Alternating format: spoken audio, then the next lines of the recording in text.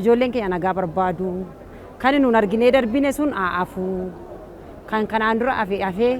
hundi keenya beerbera sabii qabannee waliin jireenyaa dhufuu nagaa naa bu'uu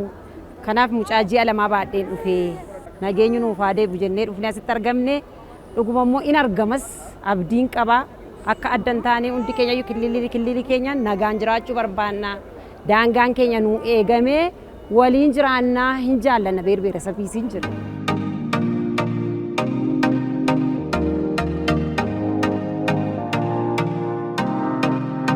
Biyyoolessaa kun baay'ee bu'aa qaba jedha.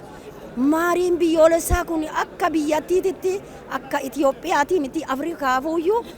haarawata jedhanii yaada. Kanaafuyyuu wal mari'annee wal mariisifnee wal dhageenyee wal dhageessifnee nageenyi kun nagaa ta'ee dhugamaan nagaa ta'ee teennee mari'annee walii ammootu walii abboomnee yookuu wallaalee lakki kana karatti wal deebifne akka haadha siinqee takkaatitti ani. Nagaa jechuun waan salphaa miti. Nageenyi keessattuu dubartii daa'ima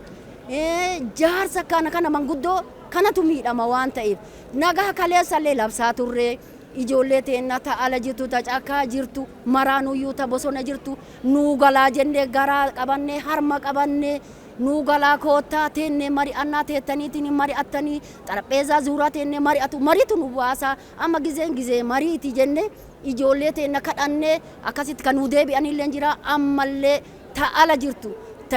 namni du'uun nu haa gahu gara harmaan isin kadhannee duuda isin baanneen isin kadhannee ay deebi'aa naman ajjeefnu qabeennan balleessinu nu ay deebi'aa hawwata teessan laala jedheetiin ijoollee ala jirtullee dhaamsa dabarsa amma mariin kun marii bareeda marii akka biyyaatitti